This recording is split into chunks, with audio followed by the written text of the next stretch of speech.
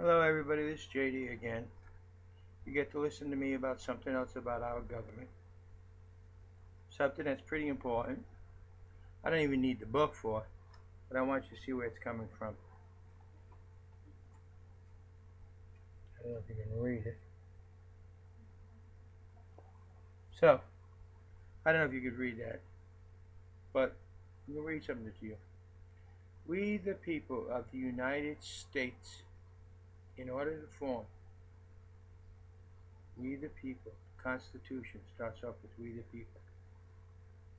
And those of you who think about it say, oh, that means we owe the government. We run the government. You and I, we the people. But you got to think about something else also. Something that's a little more in depth than we own the government. Many users out there do all kinds of videos complaining about this, complaining about that, complaining.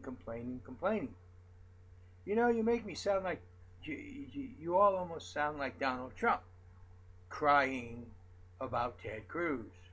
He's always crying, he's whining, he's telling us the same old stories over and over again. We already know what Ted Cruz is.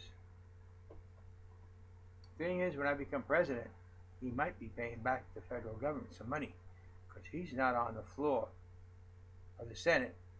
He's out campaigning when he should be on the floor, being paid to be on the floor, being paid to represent the people of Texas, and he's not doing that job. So why should he get paid? That's neither here nor there.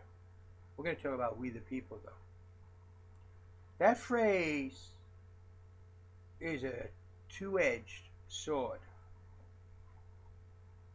It's a very sharp sword, especially on one edge that you all are ignoring. So one edge is razor sharp, slice through anything. Now you understand the other edge, the one that says we own the government is ours, they're supposed to do what we say, they are to represent us. True. But there's another side to that sword when it swings the other way. Now, a lot of you, like I said, are complaining all the time. You know what's wrong with the government. You know why it's not right. You've sat on Facebook, you sat on YouTube, you sit on LinkedIn, you sit on Instagram and Twitter, and you constantly complain. And I'm trying to get you to understand we together can fix these things, but we must do it together. I keep telling you we. Well, that's the other side of that sword I talk about, we the people. So you don't realize that all these things you are complaining about, you are also responsible for. We the people are totally responsible for whatever our government does, whether we agree with them, whether they represent us, or whether they just go off and do the political party thing.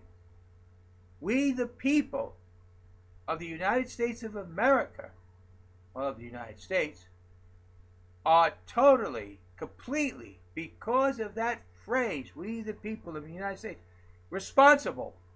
Each and every one of us. We are responsible to correct the errors. We are responsible to fix the faults. We are responsible to make the changes needed. We, the people, must do it. What do you think I've been doing since 2008, standing here telling you? Listen. We must get together. Now, whoa, wait a minute. This is something new, JD saying. No, this is my leadership speaking up now. The responsibility we all have. See, that's one thing about a leader. They are responsible for what they do, what they decide. Our forefathers put into the Constitution our responsibility also. when we became the governors of our government, we also became responsible. So if our government goes and starts a war somewhere, we're responsible. If our government goes and does some unhanded thing elsewhere, we're responsible. When our government goes and removes leaders from other countries, we are responsible. Because we allow it. We are totally responsible. We, the people of the United States. So whatever our government that you're bitching about, you're complaining about, you're crying about, you are responsible for that. And yet you sit and refuse to stand with me and take positive, corrective action. I'm not talking about building a wall. I'm not talking about banning a group of people. I'm not talking about anything but having a leader who understands the Constitution to the responsibility of that position as president, that he or she is totally responsible for what the government does to the people of the nation. For they are the ultimate responsibility of what our nation does.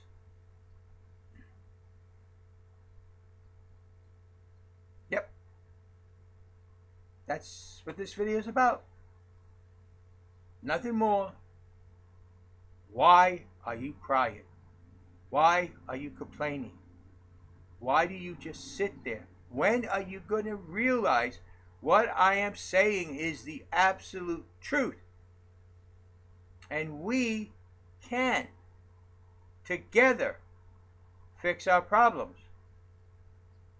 And me, myself, yes, I, as president, will accept the responsibility that you all will give to me of what our nation does in accordance with the Constitution, we the people.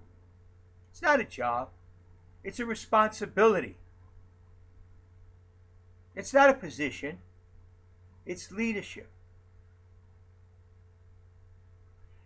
It's a person that the rest of the world could turn to, knowing that the people of the United States of America are there with him, that is responsible for the United States of America. I'm not going to kneel down and apologize for past mistakes in this nation. No. Let me give you a little secret. Whatever happened in the past is written in stone. Cannot be changed.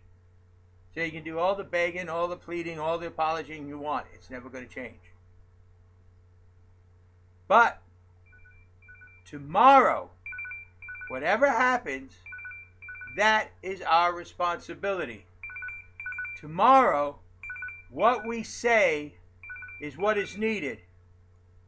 Tomorrow, each and every day, we together must fix this nation. So I ask you all to seriously, and I mean very seriously, consider me. For together, we as a people can fix our nation, continue to fix our nation, and repair our nation. So,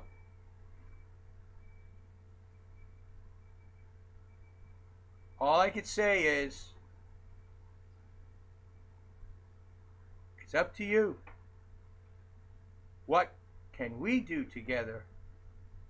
And start listening and read the Constitution. Quit complaining. Join with me. And yes, we, the people, will accept the responsibility that our Constitution places within us, as well as direct our government as we wish the United States of America to be. Remember, those phrases, we the people, not only make us the masters of our government, it also makes us totally responsible for our government. Thank you. This is JD. You have a nice